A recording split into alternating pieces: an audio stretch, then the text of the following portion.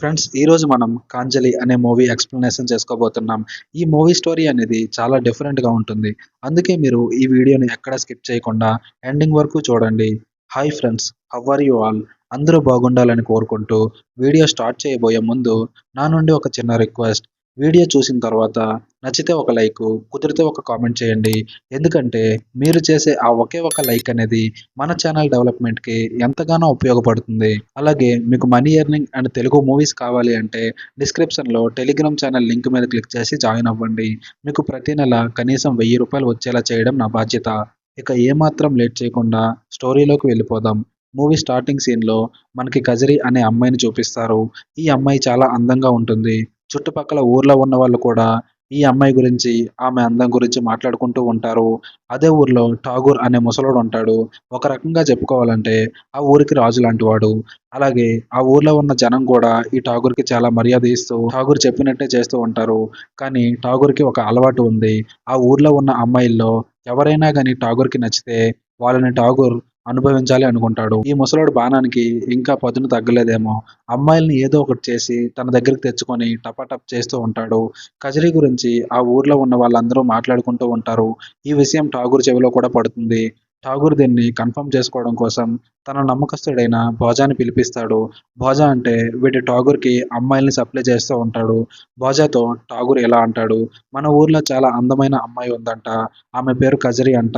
ఇది నిజమేనా?" అని అడుగుతాడు. భోజా కూడా, "అవునండి, నేను కూడా విన్నాను" అని చెప్తాడు. ఇక తర్వాత మనకు తెలిసిందే కదా! మన ఠాగూర్‌కి ఎవరైనా అమ్మాయి నచ్చితే వాళ్ళని ఎలాగైనా అనుభవించాలి అని ఠాగూర్ గాడు ట్రై చేస్తూ ఉంటాడు. కాబట్టి ఠాగూర్ భోజాతో ఆ అమ్మాయిని నాతో ఇంటిమేట్ అవ్వడానికి ఒప్పించు అంటాడు. కథ అలా నడుస్తూ ఉండగా కజరీకి కృష్ణ అనే వ్యక్తితో పెళ్లి జరుగుతుంది. మన కృష్ణ గాడు చాలా హ్యాపీగా ఫీల్ అవుతూ ఉంటాడు. ఎందుకంటే అందమైన అమ్మాయి నాకు భార్యగా వచ్చింది అని కజరి, కృష్ణ చాలా హ్యాపీగా లైఫ్ లీడ్ చేస్తూ ఉంటారు. ఒకరోజు భోజా కృష్ణ ఇంటికి వెళ్తాడు. అక్కడ భోజా కజరీని చూస్తాడు. కజరీని చూసి, ఆమె అందాన్ని చూసి భోజా కూడా షాక్ అయిపోతాడు. తన కళ్ళు ఆర్పకుండా కజరీ వైపే చూస్తూ ఉంటాడు. ఎలాగైనా గానీ ఈ అమ్మాయిని ఒప్పించి మా ఠాగూర్ దగ్గరికి తీసుకువెళ్ళాలి అని అనుకుంటాడు. తర్వాత రోజు భోజా ఆ ఊర్లో ఉన్న అమ్మాయిలకి డబ్బులిచ్చి కజరీ దగ్గరికి వెళ్ళి అబ్బాయిల మీద కజరీకి ఎటువంటి ఒపీనియన్ ఉందో కనుక్కొని రమ్మని చెప్తాడు. ఒకవేళ కజరీని ఒప్పించి ఠాగూర్ దగ్గరికి గాని పంపిస్తే చాలా డబ్బులిస్తానని కూడా చెప్తాడు. ఈ అమ్మాయిలు కూడా కజరీ దగ్గరికి వెళ్లి, "అబ్బాయిల మీద నీ ఒపీనియన్ ఏంటి?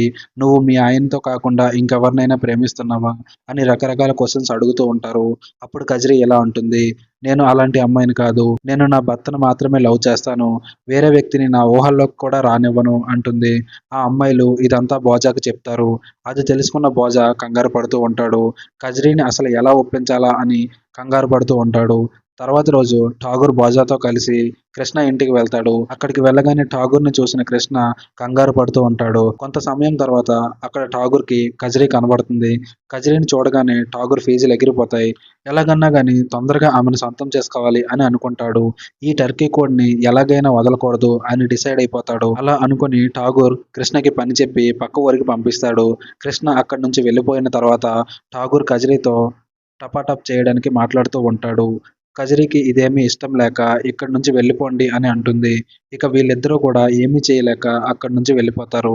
ఆ రోజు నైట్ కృష్ణ ఇంటికి వచ్చిన తర్వాత కజరీ వాళ్ళ భర్తతో ఠాగూర్ గారు నా గురించి చాలా తప్పుగా ఆలోచిస్తున్నారు అని చెప్తుంది. అప్పుడు కృష్ణకి చాలా కోపం వచ్చి ఠాగూర్‌కి ఎలాగైనా బుద్ధి చెప్పాలి అని అక్కడి నుంచి వెళ్తూ ఉంటాడు. అప్పుడే ఠాగూర్ అక్కడికి వచ్చి ఒక గన్‌తో కృష్ణని కాల్చి చంపేస్తాడు. కానీ ఇదంతా నిజం కాదు. కజరీ ఇదంతా కలగంటూ ఉంటుంది. నిజంగా నా భర్తకి ఠాగూర్ గురించి చెప్తే ఠాగూర్ నా భర్తను చంపేస్తారేమో అని ఇక ఆ విషయం చెప్పకుండా ఆగిపోతుంది. తర్వాత రోజు ఠాగూర్ కృష్ణ లేని సమయం చూసుకొని కజరీ వెనక నుంచి టచ్ చేయబోతాడు. అప్పుడు కజరీ చిరాకు పడి ఠాగూర్‌ని పక్కకు తోసేస్తుంది. అందువల్ల ఠాగూర్ కింద పడిపోతాడు. తర్వాత కృష్ణ రాగానే కజరీ జరిగిన విషయం అంతా చెప్తుంది.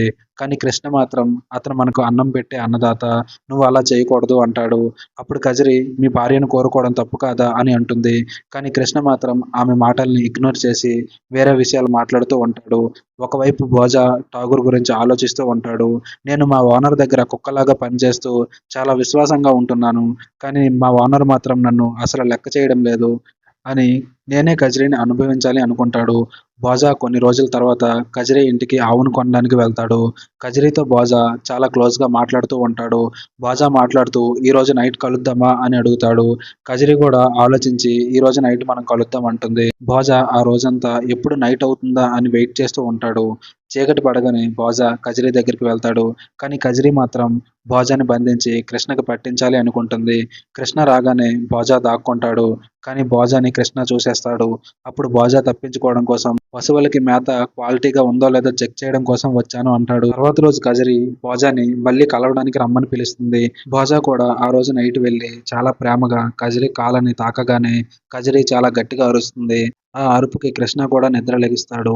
కృష్ణ బోజాని చూసి ఏమీ అనకుండా "ఏమన్నా పని మీద వచ్చారా?" అని అడుగుతాడు.